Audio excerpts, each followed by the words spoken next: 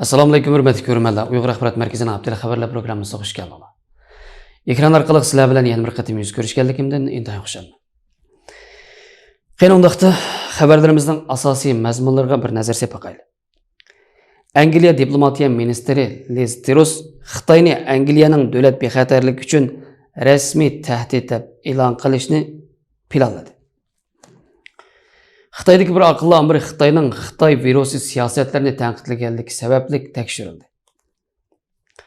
Birleşken Devletler Teşkilatı Kişilik Hukuk Oliy Komitetining uzun muddat orqaga so'ralgan doklati oxiri e'lon qilindi.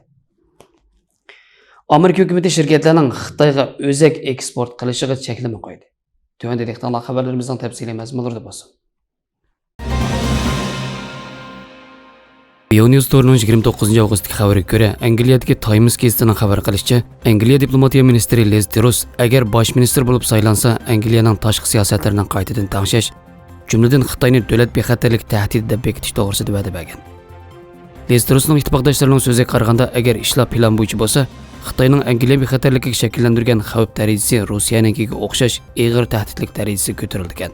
Liz Trussning atirtidagilar Angliya Xitoyning davlat bexatarligiga olib keladigan tahdididan hazar qilish kerak degan va Xitoyni sistemalik raqobatchi deb sifatlagan bo'lsa-mu, lekin yanada Angliya Xitoy bilan bo'lgan savdo munosabatini quyuqlashtirish kerak deb qaragan.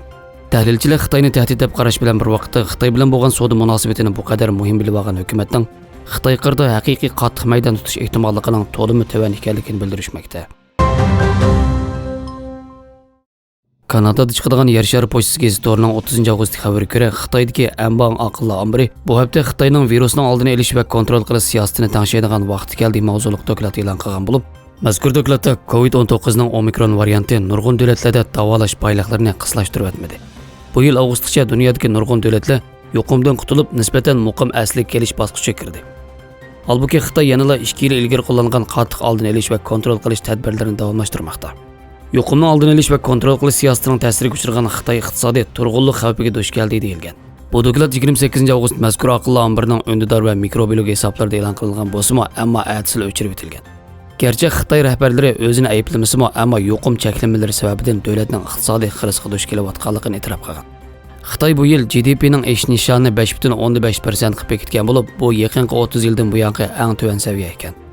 Nurg'un banka va tahlilchilar Xitoyning nisbatan tuvan bo'lgan bu nishonga yetolmaydi deb mo'ljallashmoqda. Goldman Sachs shirkatining mo'ljaricha Xitoy iqtisodining bu yillik ish sur'ati 3% ga yaqinlashishi mumkin ekan. BBC Tour'ning 1-sentabrlik xabariga ko'ra, Birlashgan Davlatlar Tashkiloti Kishilik Huquq Oliy Komiteti uzundan buyon tilg'ib kelgan bo'lsa-mu, izchil bostirib qo'yilgan Uyg'urlar aloqador doklad 31 Ağustos kuni mazkur apparatning bosh shtabi joylashgan Janvaning vaqti yarim kechida texmo aniqroq qilib aytganda Michel Bacheletning vazifasidan ayrilishiga 13 minut qolganda e'lon qilingan. Va dokladda Xitoyning Uyg'urlar qilgan qilmishlari insoniyatga qarshi jinoyat tashkil qilishi mumkin deyilgan. Politico Tour'ning maqolasida ko'rsatilishicha, sobiq Birlashgan Davlatlar Tashkiloti Kishilik Huquq Oliy komissari Michel Bachelet oldingi haftada mazkur dokladdan bir nusxani Xitoyning qarab chiqishiga topshirgan. Hatto 31 Ağustos kuni mazkur organning aloqador xodimlari Xitoyning talabiga binoan dokladning qisman joylarini o'zgartgan. Bir nafar diplomatning ko'rsatishicha, dokladdagi irqiy qirg'inchilik jinoyatini bekitishdagi favqulodda muhim omillardan biri bo'lgan Uyg'ur ayollarining majburiy tug'mas qilib etilganligiga aloqador mazmunlar eng oxirgi bir necha soat ichida og'ir darajada suyuqlantirib etilgan.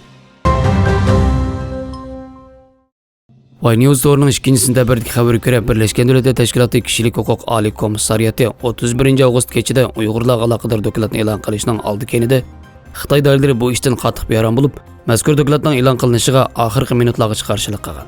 Hatto doklad e'lon qilinishdan bir qancha soat avval Xitoyning Birlashgan Davlatlar Tashkiloti Xavfsizlik kengashida turishliq vakili Chang Jun Xitoyning bu dokladning e'lon qilinishiga qat'iy qarshi ekanligini oshkor bildirgan.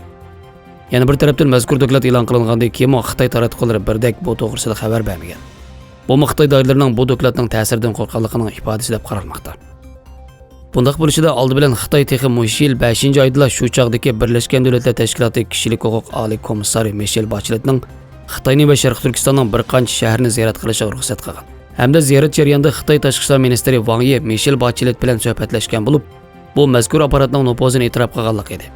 Oradan 3 oy o'tib mazkur doklad e'lon qilingan ahvolda Xitoyning bu dokladni ilgirki ta'tir tashviqotlaridagi o'xshash atalmış Xitoyga qarshi kuchlar o'ydirib chiqargan razil yolg'onchilik deyish tasga to'xtag'achqa Xitoy buningdan to'liq tanqislik qilgan. Ikkinchidan, mazkur dokladda Xitoy hukumatining Uyg'urlar qaratgan jinoyatlari xohlagancha tutqun qilinganlarni qiynash, majburiy tug'ut cheklash, diniy bostirish, majburiy emgak selish qatorliq 5 nuqtada ayblangan bo'lib, bu to'g'risida ta'minlangan isbotlar, tadqiqotlar va guvohliklar xalqaro jamoatchilik va aloqador mutaxassislar tomonidan ishonchli deb qaralgan. News Tour'ning 2-sentabrdagi xabariga ko'ra, Amerika hukumati Xitoyning eng ilg'or yerim o'tkazishga erishishning oldini olish uchun texnik keng ko'lamda harakatga o'tib, o'zak loyihalaydigan Nvidia shirkatidan sun'iy idrok ishlariga ishlatilgan 2 xil hisoblash o'zligini Xitoyga eksport qilmasligini talab qilgan. Egilishicha, Amerika Savdo ministrligi o'tgan oyda yangi tipdagi o'zak yasashga ishlatilgan material va yumshoq detallarni eksport qilishga cheklim qo'yganligini jakarlagandan keyin, Amerikaning bu qatim o'zak yasag'uvchi shirkatlarga Xitoyga o'zak eksport qilmasligini chekilishi Xitoy shirkatlarining rasm tonish iqtidori qatorliq yuqori texnikalarni kuchaytirishiga to'sqinlik qildi ekan. Buningdan sirt Amerika hukumati ilg'or va pishqan mikroelektronlik mahsulotlarning ojiz yoki haddidan ziyoda markazlashgan chet el yasamichilik tayinib qilishini azaytish maqsadida o'zak yasashga to'liqlama berish va tadqiqot mablag'ini ko'paytirish orqali Xitoyning fan texnik o'rinishlariga qarshi raqobat kuchini oshirmoqchi ekan. Xabarlarimizni ko'ringlar, rahmat. Ko'rishga omon bo'linglar. Xayr xo'sh, Allohga omonat.